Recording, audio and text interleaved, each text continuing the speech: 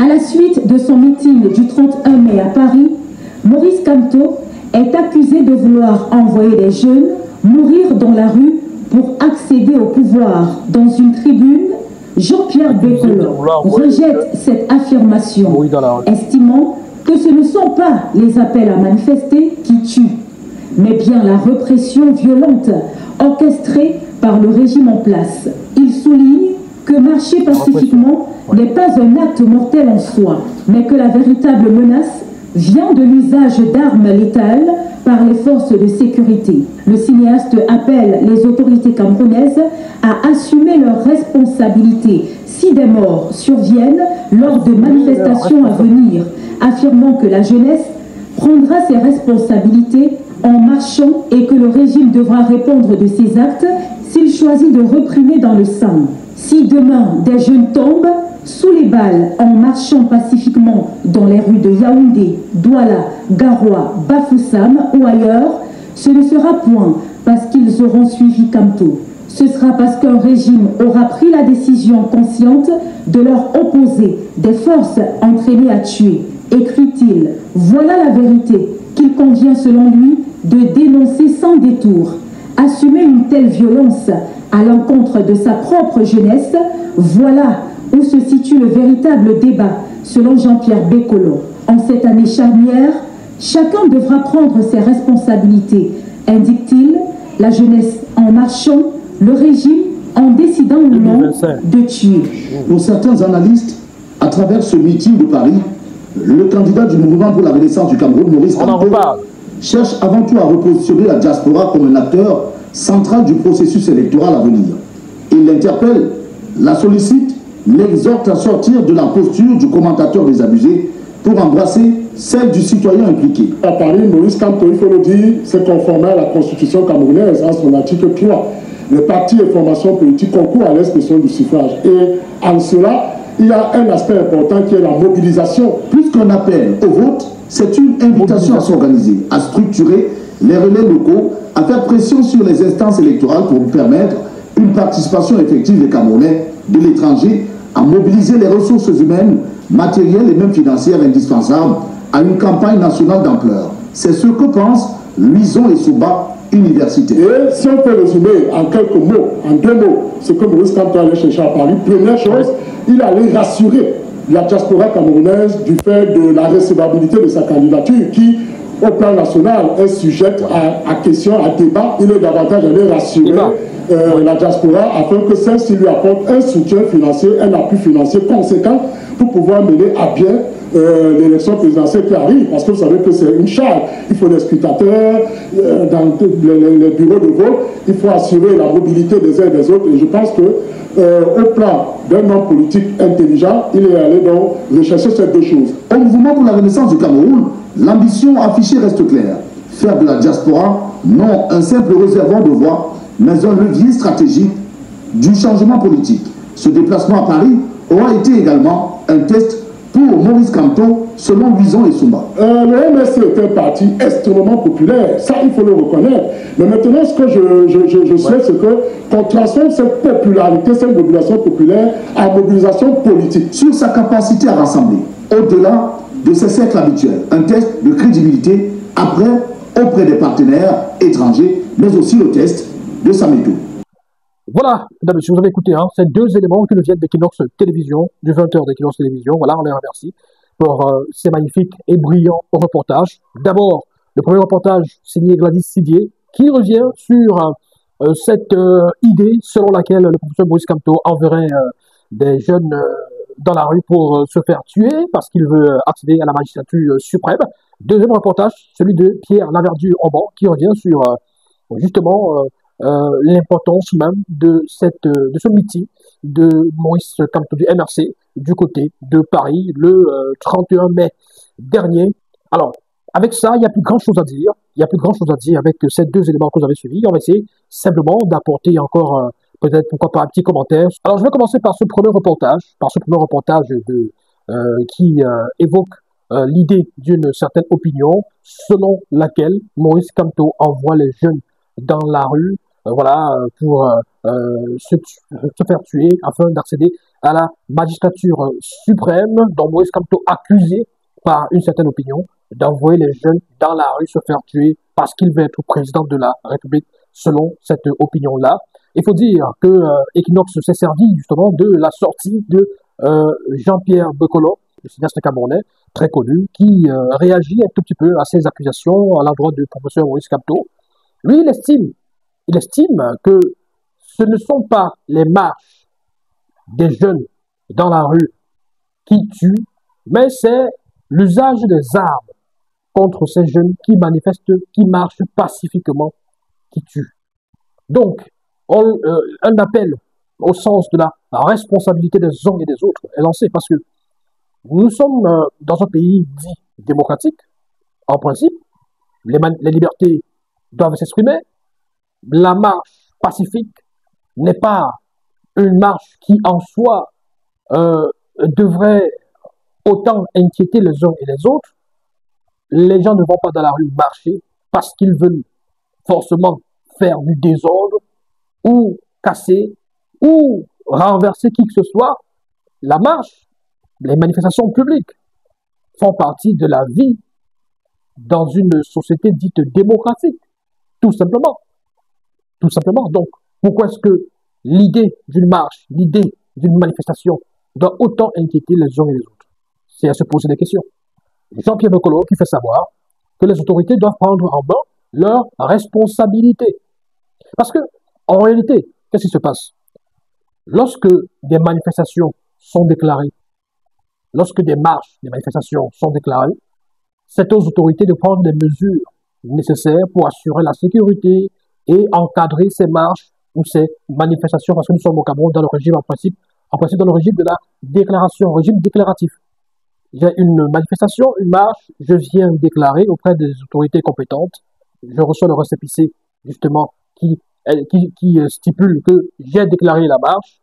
Voilà, les autorités doivent dire, bon voilà, votre marche, elle va avoir lieu, mais on va encadrer comme ça, vous ne devez pas, vous devez respecter les termes de votre déclaration, c'est-à-dire le lieu, les heures, etc., etc., et on encadre. C'est ça, la vie dans une société dite démocratique. La manifestation a eu lieu à Paris, par exemple. Vous n'avez pas vu, voilà, elle n'a pas été interdite. Elle n'a pas été interdite. Vous n'avez pas vu des morts là-bas. Personne n'est mort là-bas. C'était juste une façon d'exprimer ses opinions, tout simplement.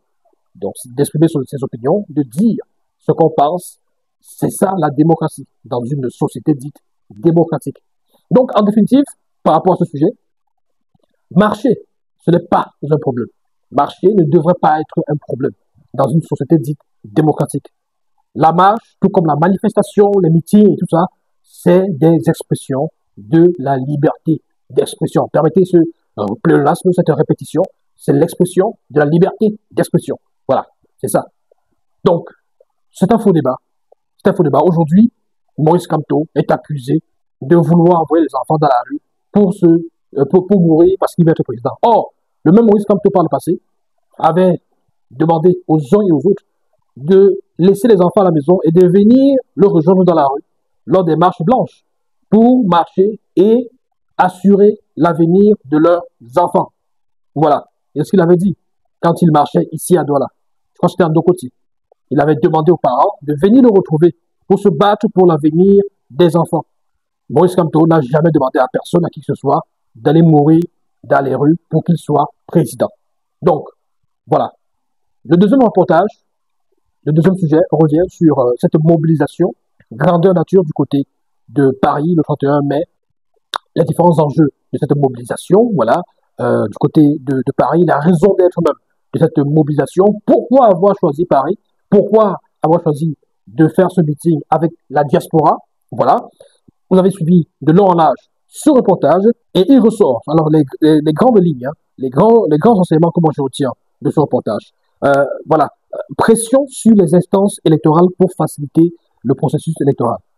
Pression sur les instances électorales pour faciliter le processus. Parce que, vous savez, Maurice Kamto est donc allé causer, discuter, échanger avec les frères et sœurs de la diaspora pour les rassurer, pour leur faire comprendre qu'il y a des difficultés, mais ça ira.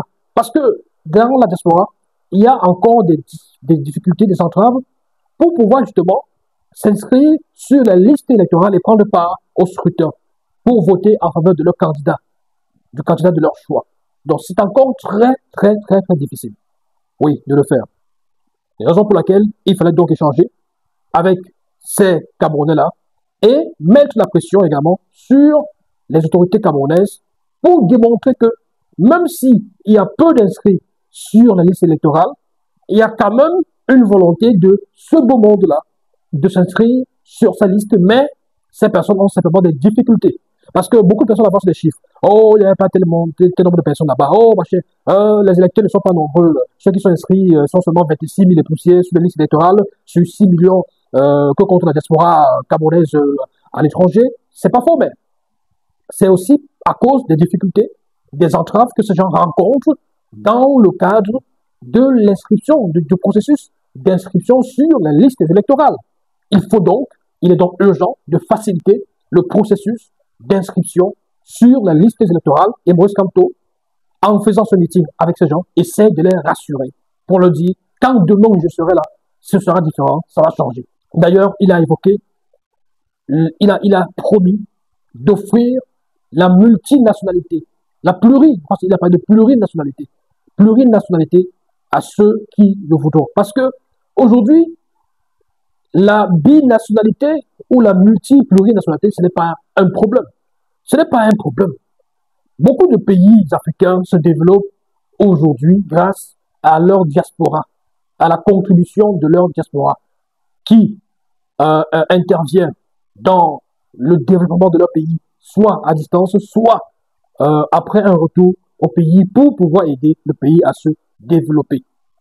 Au Cameroun, les binationaux, la binationalité, c'est encore considéré comme un problème. Et les binationaux ont toutes les difficultés pour pouvoir justement prendre part non seulement au processus électoral, mais aussi dans le développement de leur pays. Maurice Kamto rassure également les frères et sœurs de la diaspora sur sa candidature à la prochaine élection présidentielle. Ben oui, il rassure parce que il est important pour ne pas décourager et démobiliser les frères et sœurs de la diaspora. Il était important de leur dire, calmez-vous, laissez les débats que vous suivez sur les plateaux de télévision, parce que je serai bel et bien candidat. Alors je vais peut-être ressortir quelques-uns de ces propos, quelques-unes de ces phrases choc pendant ce meeting, voilà, cette manifestation, quelques-unes de ces déclarations choc dans ce meeting, voilà, vous allez voir. Alors, pour rassurer suffisamment les uns et les autres de ce côté à Paris, qu'est-ce que Maurice Kamto dit? J'invite tous ceux qui squattent les plateaux de télévision pour essayer d'expliquer la non-éligibilité de ma candidature à aller rencontrer des juristes, même à l'étranger, pour recevoir des explications sur ma candidature incontestable. Autre déclaration. Certains docteurs et professeurs d'université se sont transformés en illettrés juridiques. Ils ont choisi de brûler leur thèse de doctorat en allant expliquer le droit des rues du quartier sur les plateaux de télévision, dans l'objectif de discréditer ma candidature.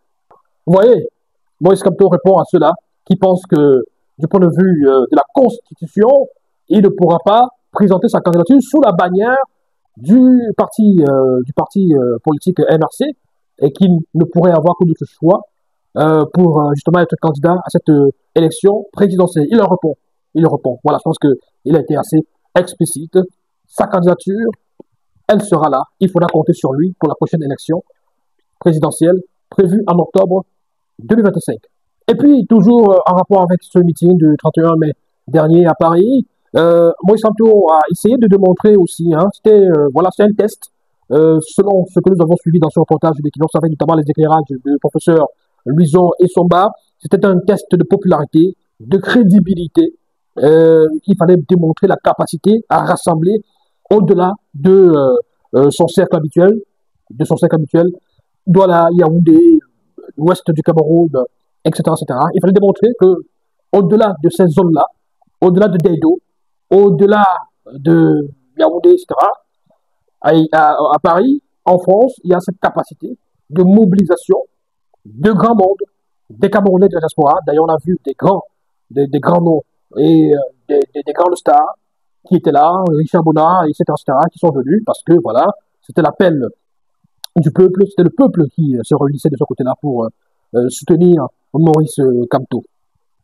Il fallait également démontrer que la diaspora camerounaise n'est pas seulement un réservoir de voix, mais aussi un levier stratégique dans le processus de changement que souhaite impulser le professeur Maurice Kamto une fois qu'il sera peut-être élu président de la République. Il faudra compter sur la diaspora. Voilà, c'est très important.